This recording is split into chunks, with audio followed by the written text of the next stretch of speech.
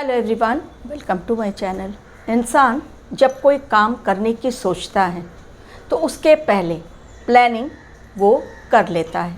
और उसी के अकॉर्डिंग वो काम करता चला जाता है ताकि उसे अच्छी तरह से जिस सफलता के लिए वो अपनी आकांक्षा रखता है उस सफलता को वो हासिल कर सके।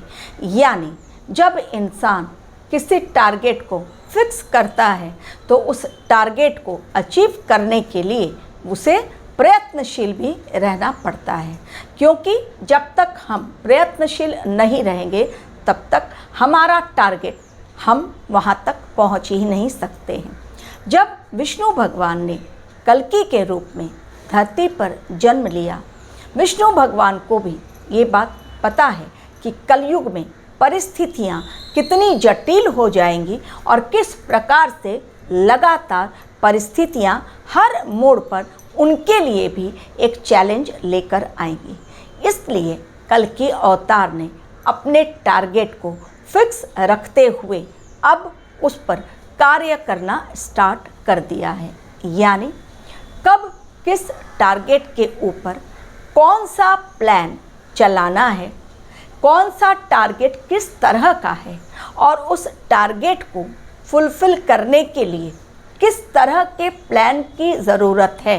किस तरह के वेपन्स चाहिए, उस समय परिस्थितियाँ कैसी होनी चाहिए, इंसान की सोच कैसी होनी चाहिए, किस सोल के लिए वो टारगेट फिक्स किया गया है, ये सारी बातें कल्कि अवतार के युग परिवर्तन में बहुत मायने रखती हैं। क्योंकि युग परिवर्तन सिर्फ इंसानों के लिए नहीं है, बल्कि जब एक युग परिवर्तन होता है वो प्राणी मात्र के लिए होता है, सृष्टि मात्र के लिए होता है और पूरे ब्रह्मांड में उस युग परिवर्तन का असर देखने को मिलता है जो अभी स्टार्ट हो चुका है। काफ़ी लोग उसे महसूस कर रहे हैं, लेकिन कुछ की आंखें ऐसी हैं जो आज तक ढूंढ रहे हैं और विश्वास कर नहीं पा रहे हैं कि वास्तव में विष्णु भगवान ने कल्कि के रूप में धरती पर जन्म लिया है, कारण वो इनविजिबल है।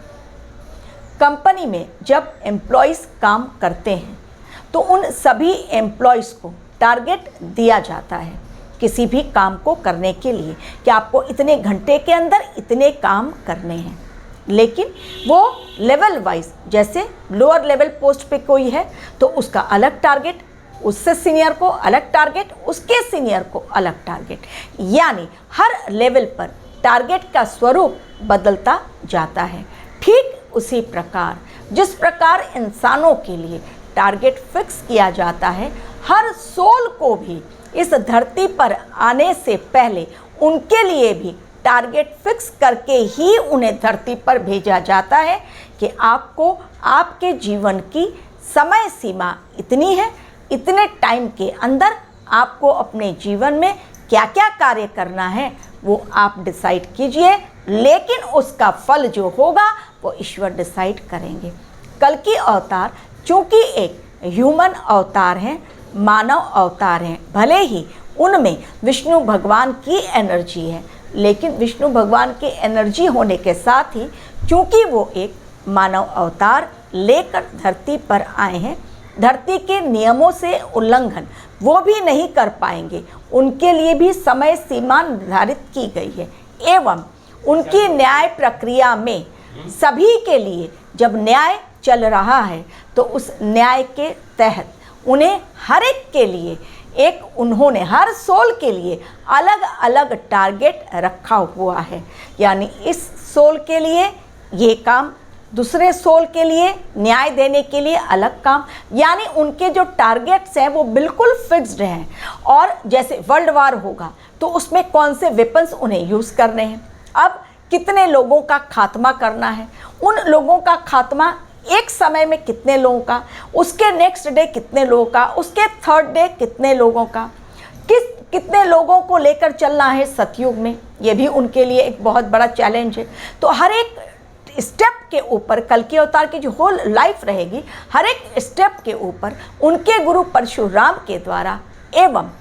भगवान शिव शक्ति के द्वारा हर एक कोई उन्हें जो गाइडेंस दे रहा है, इसी के लिए ताकि वो अपने टारगेट को फुलफिल करने में कहीं पर भी लड़खड़ाए नहीं। भले ही वो सुप्रीम हैं, वो विष्णु भगवान के ही आखिरी अवतार हैं, उनके पास असीम शक्तियां हैं, वो सब कुछ देख सकते हैं, सब कुछ जान सकते हैं, लेकिन चूंकि वो धरती पर अवतरित हुए हैं तो उन्हें भी टारगेट दिया गया है कि आपको इतने समय के अंदर इन इन कामों को निपटाना है और इस समय पर, यानी किस समय पर कौन सा काम करना है, किस प्रकार करना है, उसका भी टारगेट फिक्स किया गया है। और उसी के अकॉर्डिंग कल्कि अवतार अपनी कल्कि सेना के साथ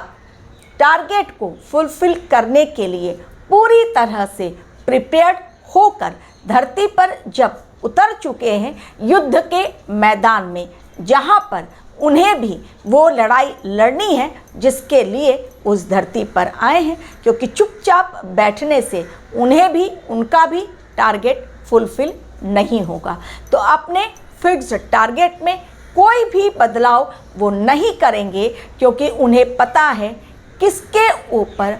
कौन सा बाण उन्हें तीर चलानी है और किस तरह से कहाँ पर निशाना उनका ना चुके, इस प्रकार का उन्हें वार करना है। तो भले ही लोग कली राक्षस की बात करें, आज के युग में असुरी ताकत की बात करें, क्योंकि स्टार्टिंग से जब से दुनिया बनी, देवताओं और असुरों में जब जब लड़ाई हुई तब तब हमेशा ही असुरगण जीत गए स्टार्टिंग में, लेकिन एंड में देवतागण ही जीते और उनमें महत्वपूर्ण भूमिका निभाई भगवान शिव ने, ब्रह्मा जी ने और विष्णु भगवान ने। यानी त्रिदेव की एनर्जी फिर से एक बार कल्कि अवतार के साथ उनके टारगेट को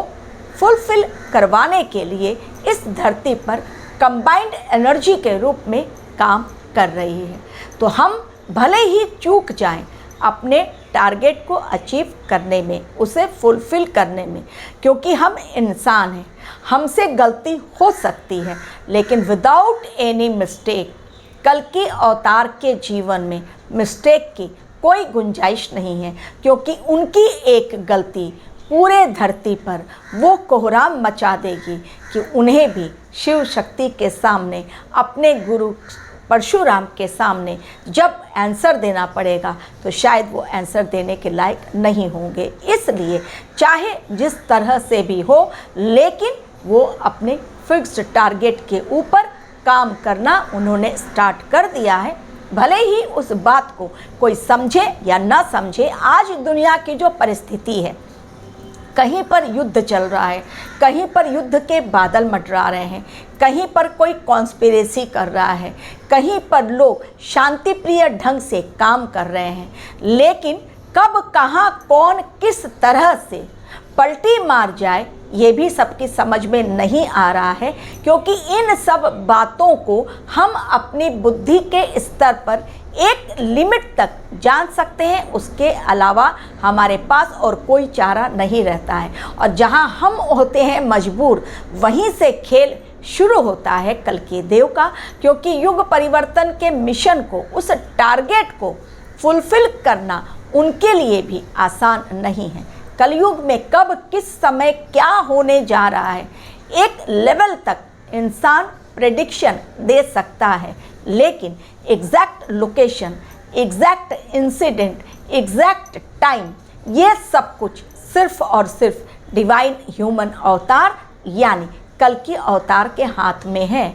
उनके बारे में यदि कोई सटीक बातें 100% बात कोई जान सकता है तो वो ज्ञानगंज में रहने वाले ऋषि मुनि, जिन्होंने मैटेरियलिस्टिक वर्ल्ड से